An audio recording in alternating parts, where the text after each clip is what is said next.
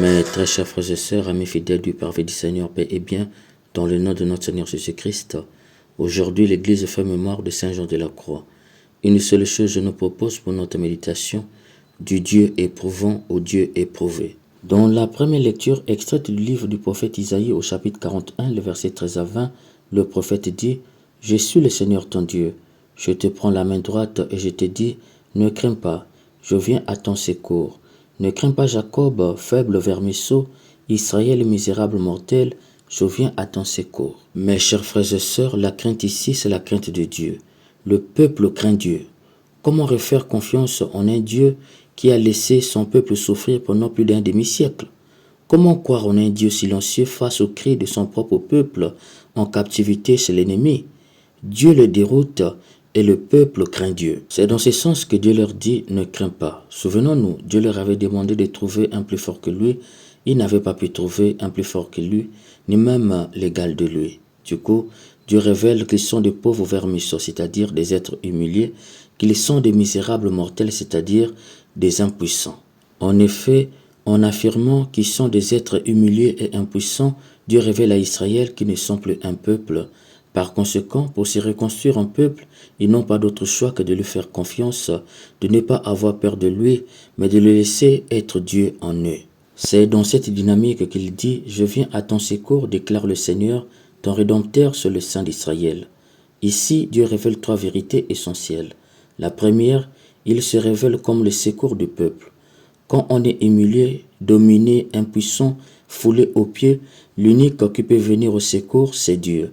Il est celui qui vient en aide aux faibles. Lui ne vient pas enfoncer les fragilisés, mais il vient au contraire les relever. Il ne vient pas non plus enchaîner les fragilisés, mais les rendre libres. La deuxième, il se révèle comme le Rédempteur du peuple.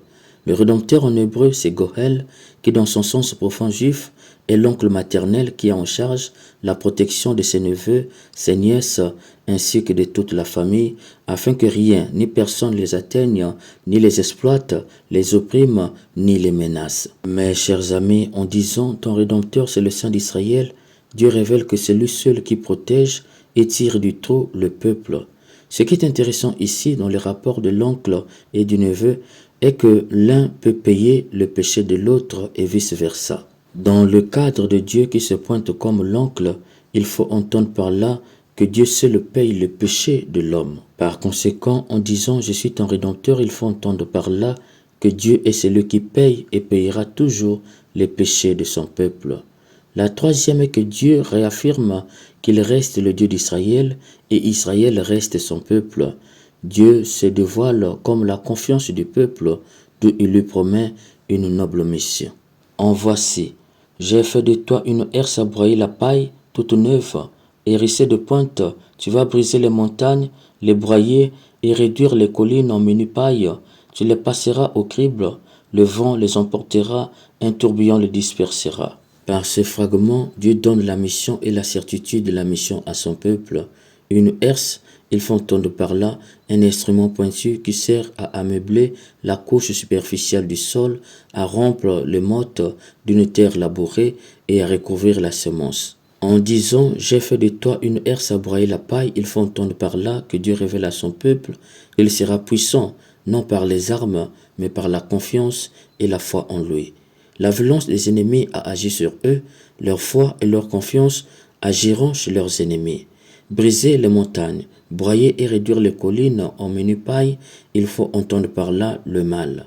Grâce à la foi et la confiance d'Israël, le mal sera banni du cœur de leurs ennemis. Ainsi donc, Dieu donne comme mission à Israël convertir les païens.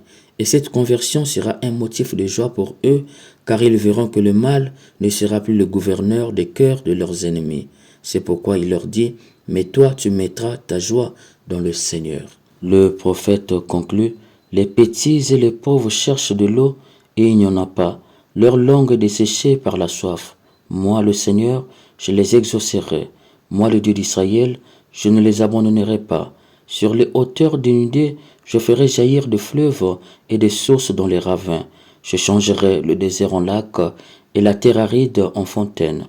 Je mettrai dans le désert le cèdre et l'acacia, le myrte et l'olivier, je mettrai dans le terrain culte le cyprès, le pin et le mélèze, afin que tous regardent et reconnaissent, afin que tous considèrent et découvrent que la main du Seigneur a fait tout cela, que le Dieu saint d'Israël en est le Créateur. Par ces fragments, Dieu rassurait davantage le peuple. L'état d'humiliation et de honte dans lequel se trouvait le peuple était certes un désert, mais Dieu le changera en un lieu arrosé, ce qui est vraisemblablement impossible. En fait, Dieu rassurait son peuple.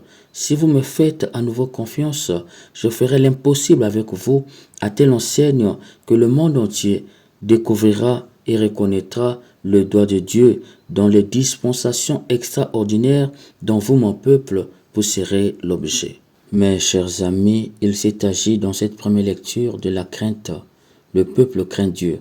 Ils ont fait l'expérience d'un Dieu éprouvant, un Dieu qui a laissé l'ennemi déporter son peuple, un Dieu qui n'a rien fait pendant que l'ennemi détruisait sa ville Jérusalem. Pire, un Dieu impuissant qui n'a rien fait pour protéger le temple, le lieu de sa propre présence, saccagé et pillé par l'ennemi. Oui, le peuple a fait l'expérience d'un Dieu silencieux face aux cris de son propre peuple en esclavage. Au moment où il leur parle par Isaïe, ils sont encore au désert et cela va durer encore.